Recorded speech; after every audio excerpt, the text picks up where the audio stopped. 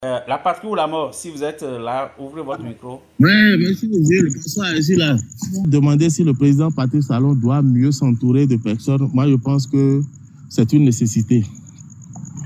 C'est une nécessité à l'heure où nous sommes, parce que après les attaques de 8 janvier, c'est eux-mêmes qui étaient venus ici et qui nous ont servi sur un plateau un argument comme étant c'est parce que le Burkina, le Niger ne coopèrent pas que cela favorise les terreaux. Mais depuis le 8 janvier jusqu'à ce jour, quelles sont les actions qui ont été menées? On nous dira qu'ils ont acheté des drones, qu'ils ont acheté des armes, qu'ils ont acheté quoi. Et moi, j'estime toujours que le nécessaire n'est pas fait. Et le nécessaire n'est pas fait. Tant que le nécessaire, tant qu'il reste à faire, c'est que rien n'est fait du tout. Même si on équipe aujourd'hui les forces armées béninoises de la bombe atomique, je pense qu'ils ne pourront rien faire sans le renseignement. Nous avons besoin de la coopération de ces pays.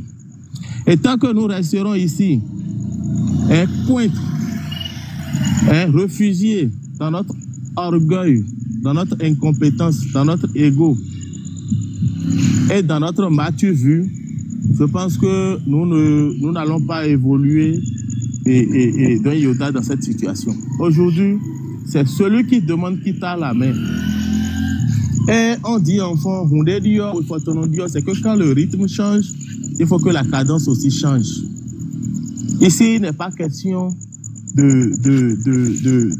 d'opérateurs économiques nigériens qui vont au port de Lomé ou d'opérateurs économiques burkinabés qui vont au port de Lomé. Non, ici, il est question des concitoyens, des frères, d'un symbole même de l'État béninois, de la nation béninoise qui est touchée. L'armée béninoise, on dit. Quand nos chasseurs se sont entêtés à Tchaourou, on a vu ce qui s'est passé. On est venus, c'est eux-mêmes qui étaient venus ici dire que l'armée, c'est un symbole de l'État qu'on ne touche pas. Mais aujourd'hui, l'armée est en train d'être touchée. Mais ils ne réagissent pas. Ils sont là aujourd'hui, comme d'habitude, à nous distraire. Parce qu'à chaque fois qu'il se produit des événements gravissimes, comme par exemple l'attaque de nos compatriotes soldats, on vient, on trouve un alibi pour nous détourner. Autrefois, c'était le TOFA, où il y a un faux prêtre qui est venu faire une interprétation erronée du TOFA et autres. Cela nous a occupés après les attaques du 8 janvier. Aujourd'hui, ils sont venus maintenant, c'est sur les chiffres, sur le nombre de victimes. On nous dit c'est 8, on nous dit c'est 54, on nous dit c'est 70. Même si c'est une seule personne, même si c'est un seul soldat qui est tombé, je pense que c'est un soldat de trop. Et le chiffre aujourd'hui ne compte pas. Aujourd'hui, ils sont tenus aujourd'hui de trouver une solution dans l'immédiat même. Ou bien ils n'ont qu'à déclarer leur incompétence et démissionner. Moi, je pense que cela n'est pas cher demandé, trop demandé. Si aujourd'hui, ils ont déjà fait, ils en ont fait assez. Ils ont fait des routes, ils ont fait des monuments et autres, on leur concède ça. Mais aujourd'hui, s'ils sont incapables de régler la crise sécuritaire, ils peuvent déjà rendre le tablier. De toute façon, nous leur serons déjà reconnaissants pour les routes, pour les quoi ils nous ont construits. Mais que des compatriotes tombent sur le front et qu'on vienne aujourd'hui nous servir des discours que c'est parce que les autres ne coopèrent pas. Mais les autres ne coopèrent pas, ça vous coûte quoi? Le président de la République n'est pas un statut. C'est nous qui demandons, c'est nos compatriotes on tue. On a aujourd'hui des ignorants, des tarés, des abrutis qui viennent nous dire qu'on tue plus au Burkina, on tue plus qu'au... C'est le Bénin. Nous, on n'a jamais connu ça. Nous, on est un pays de paix. Un symbole même de démocratie depuis des années. Et aujourd'hui, permettez-nous aujourd'hui de nous indigner si nous, aujourd'hui, ce que nous espérons, ce que nous réclamons, nous n'avons pas ça. Donc, on ne vient pas nous servir que non, et c'est des gens qui passent leur temps à comparer. Il y a un clébé qui est venu ici tout à l'heure. Bon, c'est pour ça que je me pressais de monter. Il a pris la fuite. Il y a JV, il y a l'autre là. Et Poussomo et quoi là. Des faux comptes et autres. Ils sont venus essayer de distraire la galerie ici. C'est des gens, si c'est tout ce qu'ils ont, ils n'ont aucun argument. C'est pourquoi la plupart du temps, ils se mettent à insulter les gens, à injurer les gens. C'est des gens qui n'ont pas des arguments. Alors qu'aujourd'hui, ce n'est pas une question de distraction ou de quoi. Ça urge. Ça urge aujourd'hui. Ce n'est pas la peine même de se jeter la patate chaude. On a quelqu'un aujourd'hui qui est nommé ministre conseiller à la défense et à la sécurité. Et lui, son travail, ce qu'il sait faire de mieux aujourd'hui, c'est d'attaquer l'opposition, d'attaquer les personnalités du pays en toute impunité. C'est comme s'il est payé même pour ça. Dans un État sérieux, dans une nation, qui se dit être démocratique, ils sont tenus de le faire. Ils sont tenus dans l'immédiat, bien avant même la fin de ce mois, de faire tout possible que le président de la République se déplace. Il est payé pour ça, il a prêté serment pour ça. Défendre ne serait-ce qu'un centimètre du territoire béninois. Il se déplace, il va au Burkina, il va au Niger. Et s'il va au Niger, au Burkina, et que les tentatives de négociation échouent, nous avons des moyens diplomatiques. On a des institutions sous-régionales, régionales et autres à saisir. On a la CEDEAO, même si aujourd'hui elle est dans une situation délicate. On a l'Union africaine qui est là. On a l'ONU qui est là. Et aussi, nous pouvons unilatéralement procéder à des sanctions. Aujourd'hui, par exemple, moi, qui étais Parakou, j'ai rencontré plusieurs camions nigériens qui viennent se servir au port autonome de Cotonou. Des camions burkinabés qui viennent se servir au port autonome de Cotonou. Mais s'ils sont incapables de coopérer avec nous pour sauver nos compatriotes au front, mais pourquoi est-ce qu'ils vont venir se servir à d'autres ports? On ferme la frontière jusqu'à ce qu'ils commencent à coopérer. Vous ne pouvez pas être cupide jusqu'à peu point. Juste parce que vous voudrez l'argent des Burkinabés, des Nigériens et autres, vous laissez nos compatriotes périr gratuitement au front pour dire que c'est parce qu'ils ne coopèrent pas, ils ne coopèrent pas. Donc, monsieur Jules, c'est tout ce que moi j'ai à dire. Le président Patrice Talon est entouré d'incompétents. Malheureusement, qui sont chèrement payés. Il y en a qui ont des salaires à 6 chiffres à 8 chiffres et autres, pendant que le commun des Béninois aujourd'hui, la majorité des Béninois aujourd'hui ont du mal à manger 2 à 3 fois par jour. Et c'est des incompétents, ils se sont révélés des incompétents. On dit il y a attaque terreau. Et ça prend des jours avant que l'État ne vienne nous donner un compte rendu, nous donner une version officielle. Ça dit, tout ce temps-là, ils ont réfléchi, le mensonge, ils vont construire pour venir nous déverser, ils n'ont pas trouvé. C'est qu'ils sont incompétents. Donc, s'ils sont incapables de faire le job, ils n'ont qu'à démissionner. Quelqu'un a parlé tout à l'heure aujourd'hui, qu'aujourd'hui on cherche la compétence sur les papiers, alors que ce n'est pas le cas. Et je lui donne raison. Mais c'est pas ce qu'on nous a dit ici. Ils sont venus, ils ont dit qu'ils veulent la qualité. Que la qualité, ils ne veulent pas le nombre. On a viré des enseignants, AME. Ils ont dit prochainement, pour être enseignant, il faut avoir des diplômes académiques. Aujourd'hui, on a pénurie d'enseignants au Bénin. Vous savez ça? Et ils sont obligés d'aller rechercher les vieillards, les retraités pour revenir enseigner. On a des enseignants aujourd'hui qui tiennent 2 à 3 classes dans le pays. Ils ne sont pas des compétiteurs nés, je vous assure, c'est des incompétents nés.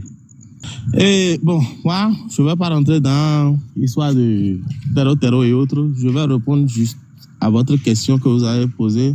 Si le président Patrice Talon doit-il mieux s'entourer? Et je vais prendre le contre-pied de ma soeur Georgia, qui dit non, c'est lui le lion. Le président Talon n'a jamais été lion.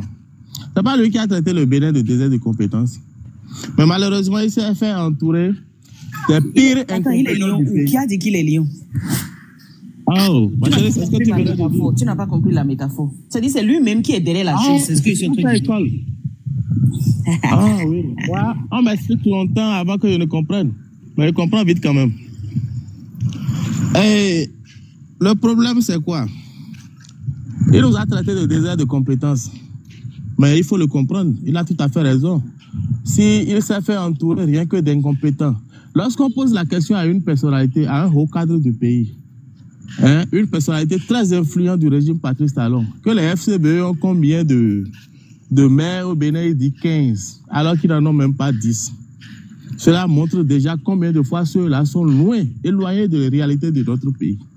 Lorsqu'on demande à un ancien ministre, ancien président de la Cour constitutionnelle, membre influent de la mouvance actuelle, que pourquoi est-ce que le maïs est cher, il dit c'est à cause des poulets.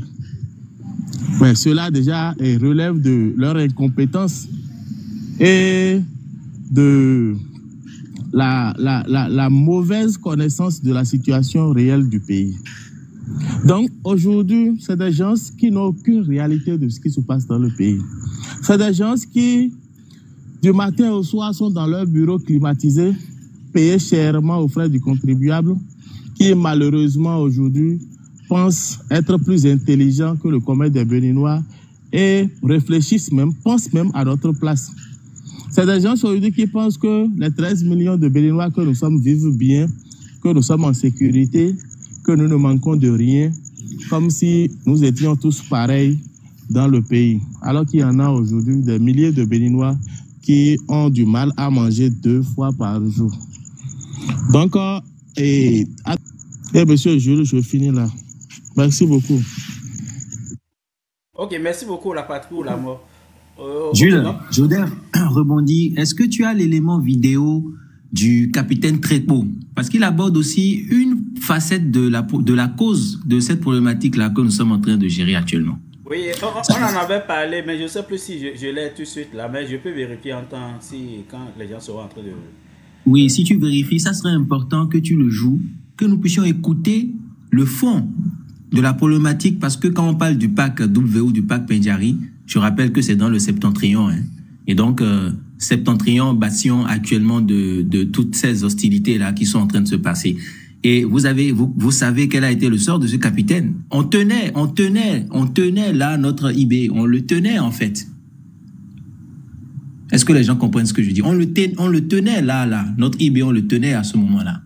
Les gens l'ont compris. Il a vu le mal de très loin là. Il a vu le mal de très loin, il a été radié. Aujourd'hui, je ne veux pas dire là où il est peut-être si d'autres personnes le savent, mais là où il est réfugié actuellement, parce qu'il a osé dénoncer la mafia au niveau même administratif, on a dû mettre de côté les compétents, les militaires qui avaient la compétence. Et si tu pouvais juste retrouver l'élément et jouer, ça serait... Il a dit tellement des choses profondes qui pourraient mieux éveiller et faire comprendre aux compatriotes aussi le mal, de la profondeur du mal, la cause, une facette de la cause dont on est en train de parler. C'était juste ce que je voulais je dois retrouver ça. Je pense que je dois avoir ça quelque part. Ça serait très intéressant que tu rejoues ça et qu'on écoute tous. Ok, donc... En attendant, d'autres personnes peuvent prendre la parole d'abord. Oui, Georgia, est-ce que tu as des choses à compléter? On va commencer le deuxième tour avec vous. Je ne sais pas si Georgia, tu es encore là? Ok. Ok, Georgia n'est pas prête. Monsieur Zoum, est-ce que vous voulez compléter des choses après toutes ces interventions, tout ce que vous avez entendu?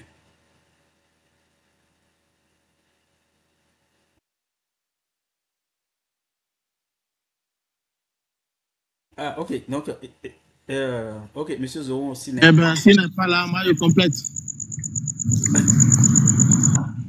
La patrouille là-bas. Je complète. Tu as des choses à ajouter encore? Beaucoup de choses. Je peux rester là jusqu'à demain matin même. Ah, ok. Juste une minute encore. Je vais demander à monsieur Ndewenu s'il a des choses à compléter. Mais vas-y, 1 minute encore. En fait, nous avons un problème dans notre pays. Aujourd'hui, on a un problème de fanatisme, d'abrutisme.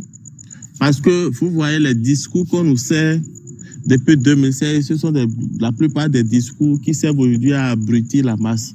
C'est pourquoi, malgré tout ce qui se passe dans le pays, on a des ignorants aujourd'hui qui continuent toujours d'applaudir ce régime, le régime qui s'est avéré un régime plus nul, plus incompétent depuis 1990.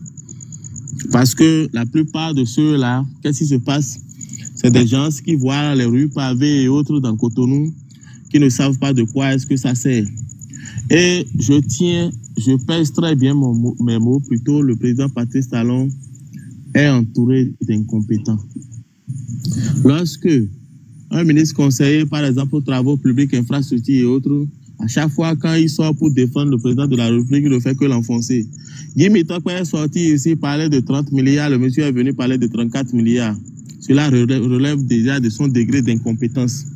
En temps normal, lorsque vous êtes chargé de défendre quelqu'un et autres, c'est en quelque sorte le sortir d'affaires, mais vous venez le plonger. C'est des gens aujourd'hui qui pensent que les 13 millions de Béninois que nous sommes des abrutis, viennent nous exercer des discours et d'ignorants et autres. Mais nous avons compris. Et aujourd'hui, on a un problème dans le pays. Il faut mettre de côté l'égoïsme. Le pardon n'a jamais été une faute, monsieur le président de la République. Je sais que vous me suivez, vos services et autres me suivent. Mais le pardon n'a jamais été une faute. Le pardon fait la grandeur d'un grand homme. On dit la clémence, c'est la vertu du roi. Dans un pays où il y a l'injustice sociale, dans un pays aujourd'hui où la cohésion nationale est remise en cause, dans un pays aujourd'hui où il y a des inégalités, je pense qu'on aura un problème, déjà qu'il faut résoudre avant aujourd'hui d'aborder la coopération et autres des compatriotes et des voisins nigériens et burkinabés. Pourquoi est-ce que je vous dis ça? Le Bénin lui-même aujourd'hui est divisé. Et aujourd'hui, pour pouvoir venir à bout de cette guerre, il faut la coopération, il faut le renseignement.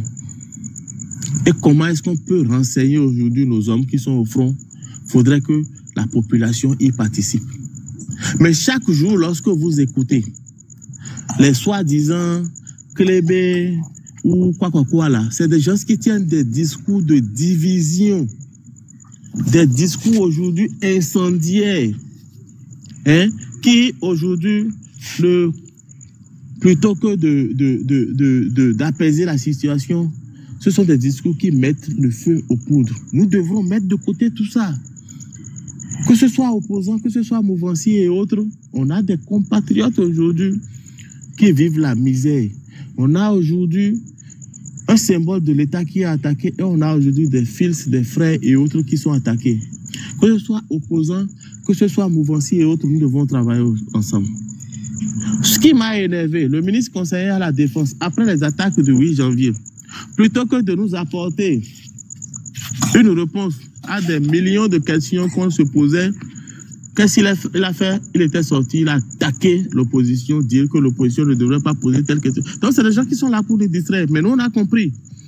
Donc ils savent dès aujourd'hui que nous avons compris toujours, que nous comprenons toujours, et que c'est à eux aujourd'hui de changer de stratégie. S'ils pensent que nous sommes des abrutis, non, nous n'avons jamais été abrutis. Mais c'est parce que nous sommes dans un état de droit et nous respectons le droit. Donc, ils sont tenus de le faire, même dans l'immédiat même, de trouver une solution pour qu'aucun compatriote ne tombe plus jamais dans cette partie du pays. Ce n'est pas les militaires qui ont prêté serment de défendre et le Bénin, même si ce sont des agents assermentés et autres, mais c'est le président de la République qui a prêté serment devant le président de la Cour constitutionnelle, devant les magistrats, pour dire que lui s'engage à défendre le territoire bénin, même si ce reste qu'un centimètre du pays. Donc la lourde responsabilité de ce qui se passe aujourd'hui revient à l'État béninois. Et on a des tarés, des ignorants, des inutiles, des analphabètes aujourd'hui, qui pensent aujourd'hui que être contre ce qui se passe aujourd'hui, c'est être panafricain, c'est être quoi. Ce n'est pas ça. Le patriotisme, le sens même du patriotisme aujourd'hui nous oblige à dénoncer. Peut-être qu'ils sont là à somnoler. C'est en critiquant, en dénonçant que nous allons les réveiller. Et je pense qu'ils somnolent. Parce que jusqu'à présent, avec tout ce qui se passe, ils devraient déjà sursauter et dire mais non. Il faut que le président de la République tape point sur table et oblige le Burkina Faso et le Niger à coopérer. Si c'est ce qu'il faut, si vraiment, comme ils viennent à chaque fois nous dire que c'est la coopération qui manque de l'autre côté, qui fait que les attaques se multiplient, qui trouvent tout moyen, même s'il faut commencer par fermer les ambassades de ces pays, fermer les consuls, renvoyer même les ressortissants de ces pays de notre pays pour les obliger à coopérer, il n'a qu'à le faire. Merci beaucoup, j'en ai fini. Ok, merci beaucoup. Monsieur Ndevenu, en quelques minutes, est-ce que vous avez des éléments à compléter? Oui, j'ai quelques éléments à compléter. Ça sera aussi en même temps ma conclusion. Je pense qu'il y a 100 et quelques personnes sur le panel. Donc, forcément, peut-être bien qu'il y a un soldat parmi ces personnes-là. Et ça serait intéressant de dire que nous déplorons ce qui leur arrive parce que ce sont nos frères, ce sont nos beaux-frères, nos pères, voilà, nos cousins, tout ce que vous voulez. Donc, nous déplorons cela. Mais en même temps aussi, peut-être les inviter aussi à se rapprocher plus de la population parce que ça serait pas bien, ça serait dommageable si la population a peur des personnes qui sont censées, n'est-ce pas, la protéger contre le danger. Donc, ça serait très intéressant que nos soldats se retrouvent en harmonie avec la population. Ensuite, moi, dans mon esprit, je pense qu'il est indispensable de travailler main dans la main avec les pays frontaliers, parce que ça serait pas possible de nous défendre seulement à notre niveau, alors que nous savons très bien que c'est un jeu de ping-pong qui se joue. De l'autre côté, ils en veulent pas et nous aussi, nous n'en voulons pas. Et donc, pour l'éradiquer, il faut bien qu'à un moment donné, on puisse s'entendre et travailler la main dans la main. Donc, ce n'est pas possible que le Bénin, seulement à son niveau, puisse, n'est-ce pas, espérer éradiquer ce fléau. Et aussi, ce n'est pas possible que les pays de l'AES et surtout les deux pays avec qui nous partageons les frontières pensent aussi que eux seuls de leur côté, ils peuvent aussi arriver à éradiquer le mal sans nous. Maintenant, je pense aussi, et je continue de le dire, qu'il serait peut-être bien, et ça sera peut-être preuve de bonne foi de la part du gouvernement, d'investir des journalistes d'investigation, n'est-ce pas, à aller sur le terrain. Et voilà, c'est important. On ne peut pas vivre ces choses-là sans qu'il n'y ait de journalistes d'investigation sur le terrain, parce que demain, il n'y aura pas d'archives. S'il n'y a pas d'archives, il n'y a pas de mémoire. S'il n'y a pas de mémoire, il n'y a pas d'éducation. Et donc, les mêmes fléaux peuvent encore se répéter. Et donc, pour l'éviter, il faut vraiment que il y ait aussi ce travail scientifique qui soit fait, sinon cela ne marcherait pas. Maintenant, il y a, j'ai vu que le pape est mort et beaucoup de nos frères ont mis, n'est-ce pas, le pape sur le statut pour lui dire, pour souhaiter le repos à son âme. Et au même moment, on a vu qu'il y a moins d'élan pour faire la même chose vis-à-vis des soldats qui sont tombés. Et donc, je pense que cela pose un problème très très sérieux. Alors, je ne sais pas trop à quoi cela est dû. Peut-être au lavage de cerveau qu'ils ont subi à l'église, ou alors peut-être par manque. Bon, on va me dire que j'utilise un mot que je ne comprends pas, peut-être bien, mais je soupçonne aussi que ça soit peut-être par manque de patriotisme. Mais il y a aussi quelque chose qu'il faut dire. C'est-à-dire, on oublie souvent qu'il y a autant de neurones dans notre appareil digestif que nous en avons dans le cerveau. Et donc, il y a aussi peut-être ce problème, c'est-à-dire, si les gens ils ne sont pas rassasiés, on ne peut pas attendre d'eux qu'ils aient une capacité de réflexion et d'analyse poussée, parce que leur premier but, ça serait d'abord d'aller chercher à manger. Donc, c'est pourquoi moi, j'ai peut-être aussi arrêté de faire des procès aux gens, parce que je me demande, est-ce que la personne qui est en face de moi a mangé? Parce que voilà, donc il faut aussi peut-être que l'État assure vraiment au moins 3 repas minimum par jour à sa population, pour lui permettre d'être efficace et surtout de réfléchir dans le bon sens, voyez-vous. Et du coup, quelqu'un avait évoqué aussi, pour finir, les renseignements. Mais le renseignement, c'est aussi surtout des agents qui sont bien formés, n'est-ce pas, et qui se fondent dans la masse et vivent normalement. Je dis normalement en guillemets, c'est des personnes qui normalement sont formées et qui vivent dans la population, qui ont des enfants, les enfants sont à l'école dans la communauté, mais ils ont cette fonction-là dont personne n'est au courant, voyez-vous, parce que il est bien souvent difficile pour le peuple, c'est-à-dire la population, les gens lambda, n'est-ce pas, les gens lambda n'ont pas souvent les outils nécessaires, n'est-ce pas, pour repérer et dénoncer. Et donc, peut-être bien que ça serait intéressant que le gouvernement puisse aussi organiser cela, parce que les agents de renseignement, quand vous allez dans beaucoup de pays, et surtout quand on entend les récits des pays comme les États-Unis ou la Russie, on sait très bien comment cela fonctionne. Et ce qui fait aussi peut-être aussi la discipline et le patriotisme dans ces pays-là, parce que très souvent on ne connaît pas forcément qui est à côté de soi, et donc on fait attention à l'image qu'on renvoie de son pays, et tout ça, ça nous manque à nous. Écoutez, moi je dis ça et je laisse le crachoir aux autres panélistes. Merci beaucoup.